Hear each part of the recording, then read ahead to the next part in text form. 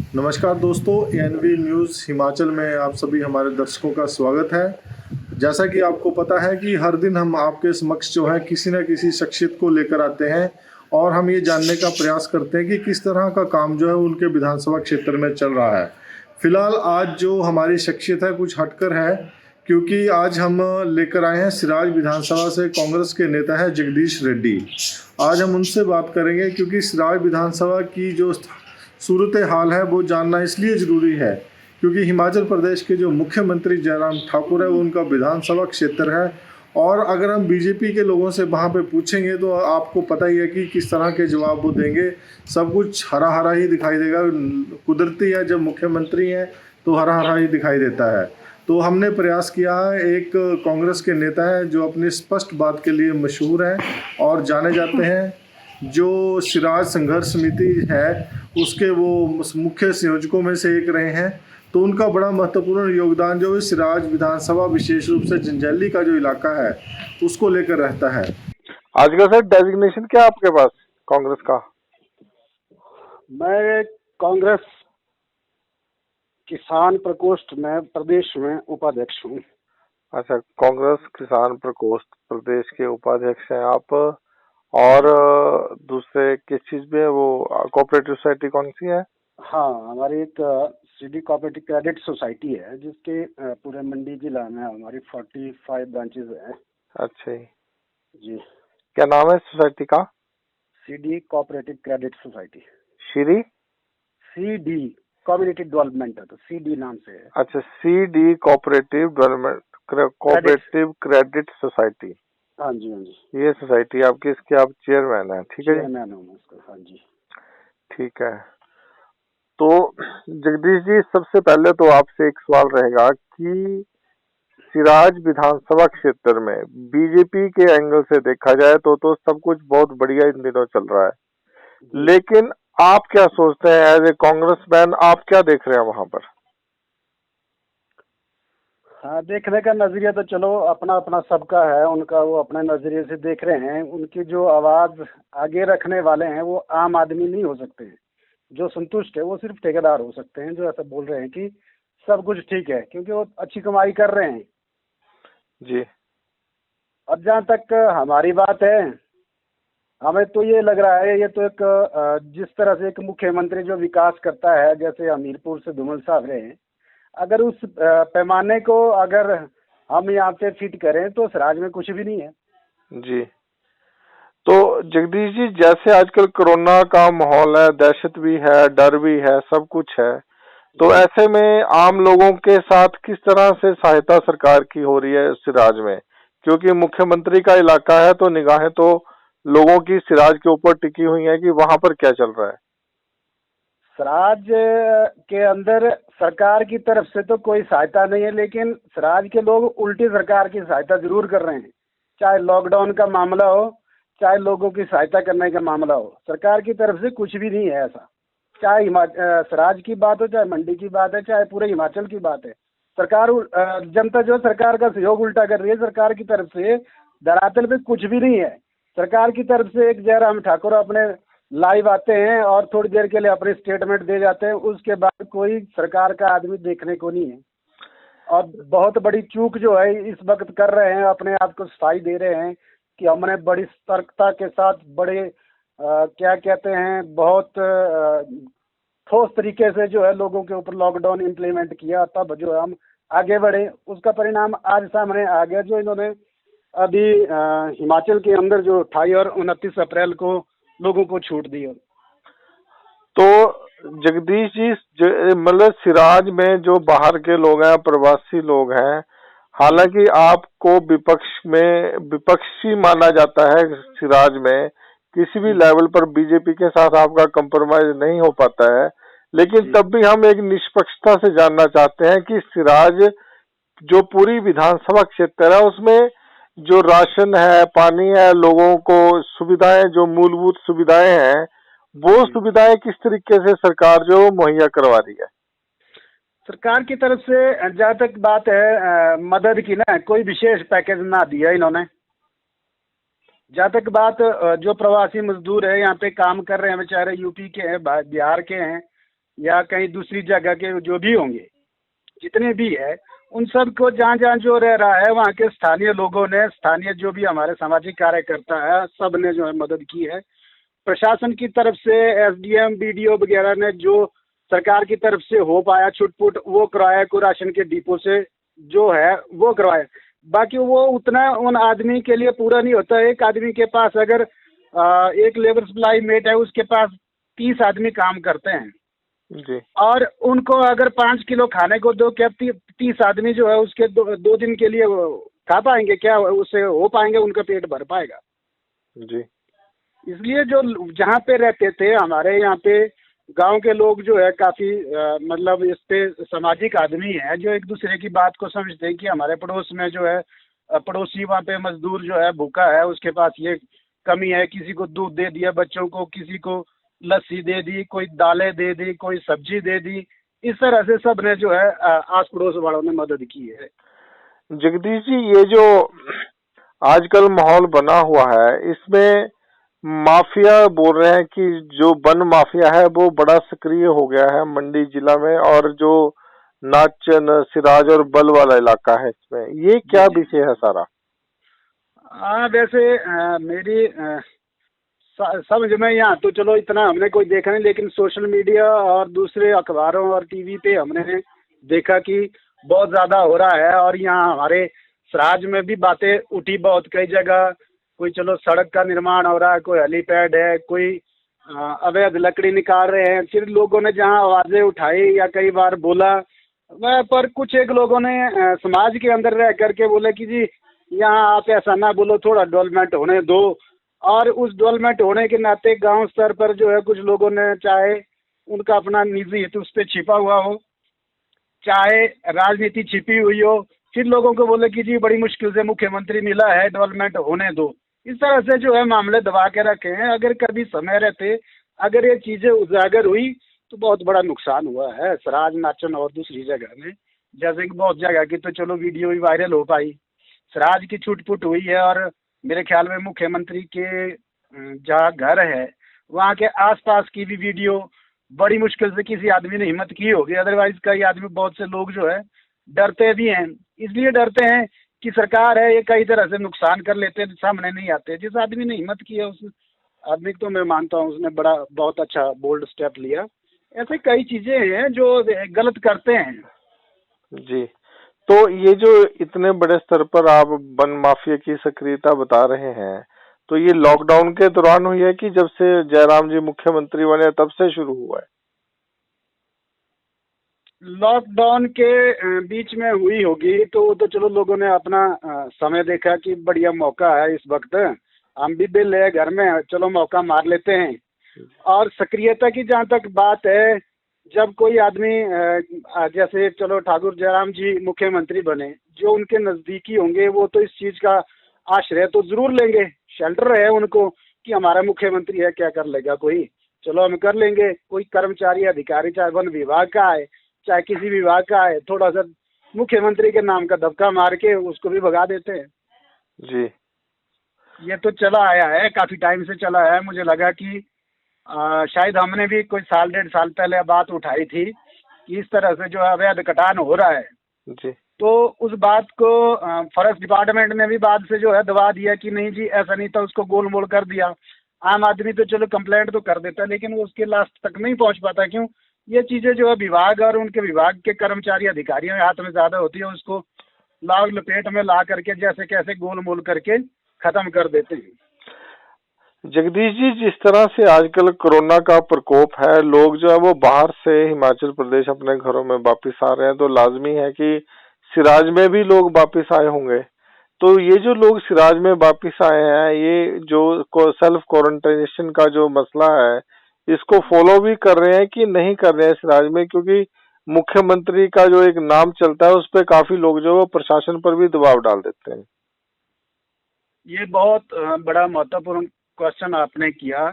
और मैं इस बारे में, जब मुख्यमंत्री जी ने 26 या 27 अप्रैल को जब घोषणा की थी कि कल से जो है लोगों को जो है वहाँ पे दूसरे प्रदेश से अंदर हिमाचल प्रदेश में लाया जा रहा है, जो हिमाचल प्रदेश के आदमी हैं, बड़ी अच्छी बात है, सबको अपना घर अच्छा लगता है, लाने चाहिए। हमने तब ये सुझाव दिया था कि बेहतर होता है कि जहाँ भी हिमाचल का बॉर्डर आता है, चाहे ऊना का, महतपुर का, आप देख लो कितना बड़ा वीडियो वायरल हुआ, वहाँ पे 26-22 हजार लोग जो है 12-13 किलोमीटर इतनी लंबी, अगर उसमें से 2 आदमी या 1 आदमी 3 आदमी कहीं पॉजिटिव होंगे तो उन्होंने तो 25-26 हजार लोग सारे कर दिए ना वैसे। और वैसे ही स्वारघाट हो, चाहे आपका पठानकोट हो, चाहे आपका परवाणु हो, हर जगह यही हाल हुआ। और जो इन्होंने 2 लाख लोगों को वहाँ पर जो हमारे क्या कहते हैं, ये जो क्वारंटाइन सेंटर इन्होंने बनाए हुए थे, इंस्टीट्यूशनल जो हमारे क्वारंटाइन सेंटर थे, अगर वो आज इस वक्त काम में नहीं आए तो उनका काम कब के लिए रखा इन्होंने? होम क्वारंटाइन करने का तो इस वक्त मतलब ही नहीं बनता था। ठीक है, सब आदमी घर आ रहे थे, उनको 14 दिन का क्वारंटाइन रख लेते, बॉर्डर पे लगते, वहीं पे हो जाते हैं। आज जो स्थिति हम देख रहे हैं, सोशल मीडिया में देख रहे हैं, और मैं अपने आस पड़ोस की बात करूं, मैं जिंजाली का रहने वाला हूं।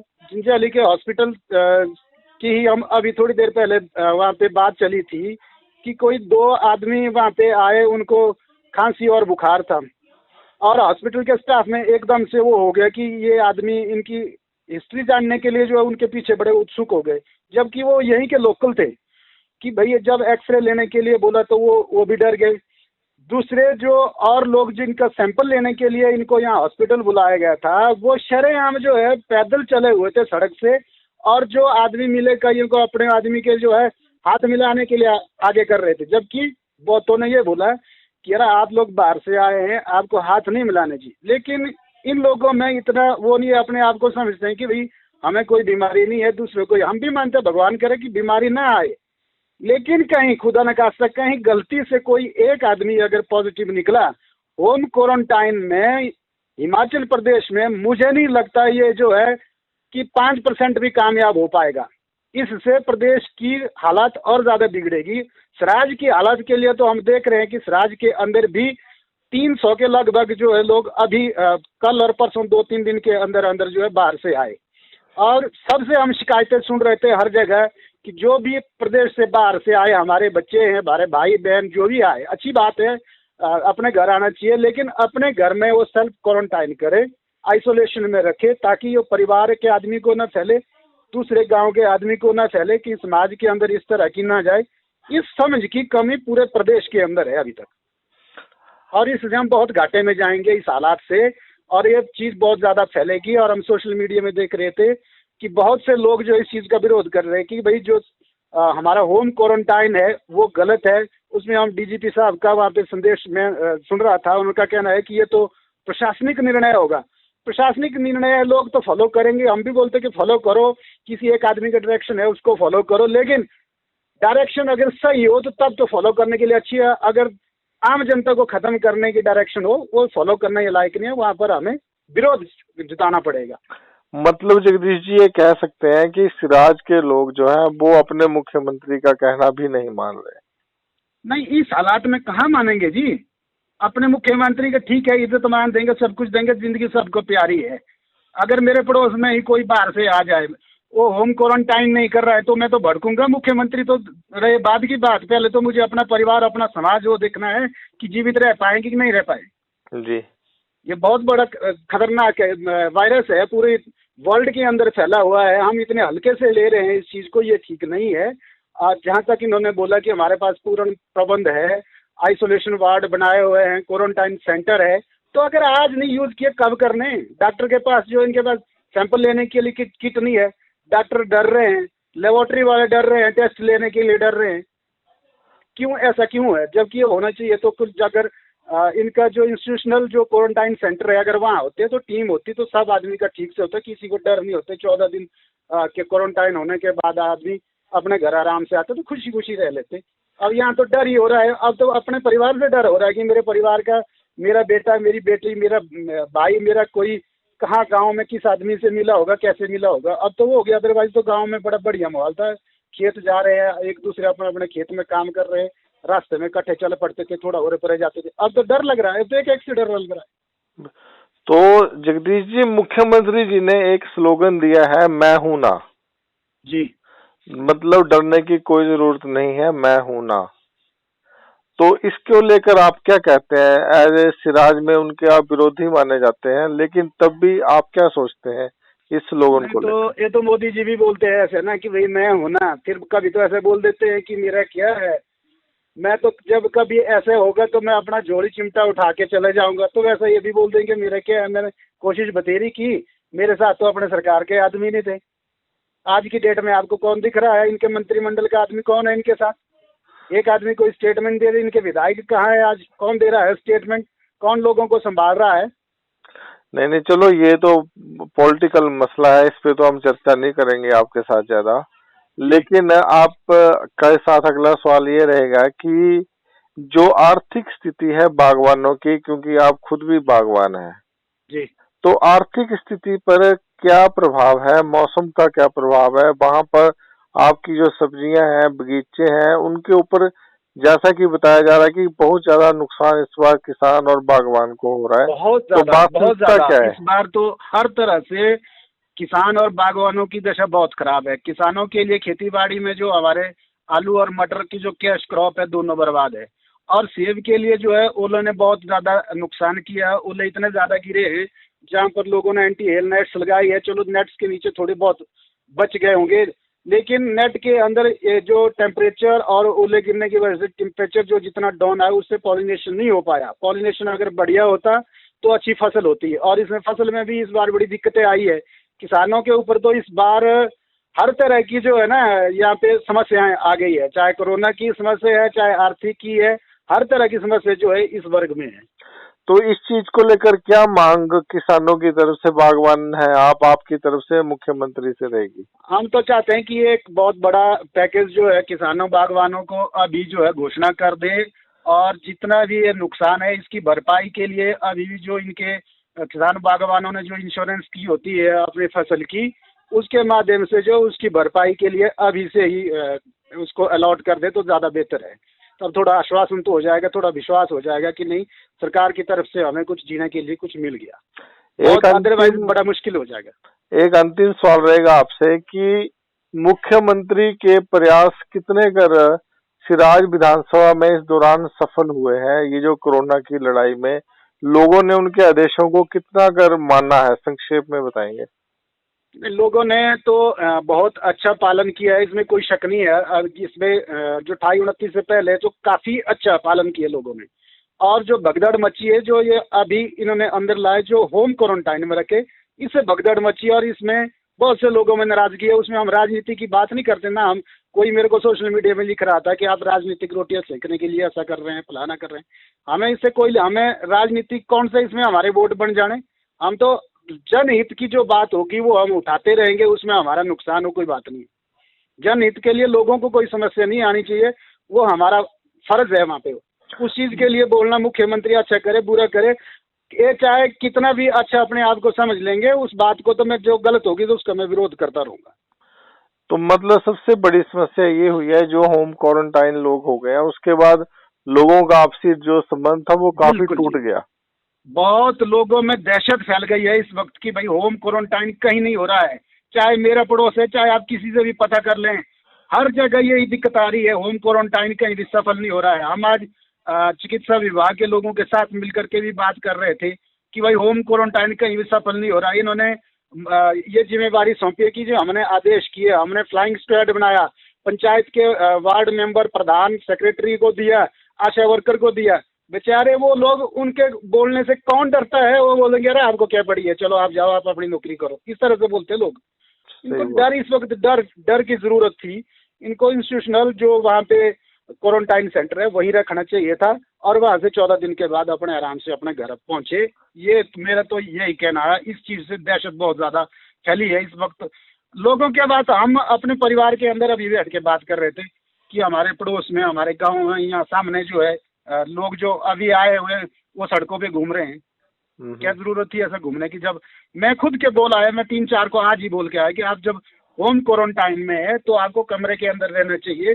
अपने कमरे से थोड़ा सा बाहर गए तो किसी से टच भी ना करें, वहाँ इस तरह से रहे, जो बोला हुआ है उसका पालन करो। भले मान लिया कि उन आदमी को कोरोना के कोई संक्रमण की कोई वो नहीं है, मैं भी मान लिया, और भगवान कह रहे कि ऐसा होना चाहिए कि नहीं हो, हमारे किसी आदमी को संक्रमण ना हो। लेकिन अगर कहीं निकल गया एक आदमी तो पूरे सिराज के लिए तो एक भी बड़ा भारी है। गांव में आदमी हमारे इतने सोशल होते हैं, एक दूसरे से मिलने जुलने से मानते नहीं है, उठने बैठने से मानते नहीं है। गांव का माहौल है यहाँ, तो गांव में तो चलता ही है सर। जो गांव के रास्ते होते हैं, गलियों से होकर के, खेत से होकर के वहां से चले जाते हैं। जो प्रशासन के आदमी तो सड़कों पे कर लेते हैं कि आप 4 कट्ठे नहीं चलो, 3 कट्ठे नहीं चलो, ऐसे कट्ठे नहीं चलो, इतनी भीड़ नहीं बनाओ। गांव में तो सब कुछ चल पड़ता है। चलो ठीक है जगदीश जी, धन्यवाद। आपने पूरी जानकारी दी, इसके लिए बहुत बहुत शुक्रिया। बहुत बहुत धन्यवाद जी। तो आपने देखा, ये थे जगदीश रेड्डी जी, जिन्होंने बताया कि किस तरह के सूरत हाल सिराज विधानसभा में है। होम क्वारंटाइन को लेकर काफ़ी चिंतित दिखाई दिए हैं। बागवानों को लेकर क्या स्थिति सिराज में है, उसको लेकर भी काफ़ी चिंतित दिखाई दिए हैं। फिलहाल हमारा भी यही मत रहेगा कि मुख्यमंत्री जी इनकी बातों को भी संज्ञान ले, बागवानों की जो समस्याएं इन्होंने उठाई हैं उनको भी उठाए, और होम क्वारंटाइन नहीं होने के कारण जो लोग जो है आम जनता को परेशान कर रहे हैं, उसको लेकर भी कोई कड़ा नियम जो है प्रदेश में बने, ताकि होम क्वारंटाइन को जो सख्ती से लागू किया जाए। फिलहाल आज एएनबी न्यूज़ हिमाचल के लिए हमारे पास इतना ही। अगली कार्यक्रम में मिलेंगे किसी और शख्सियत के साथ। नमस्कार।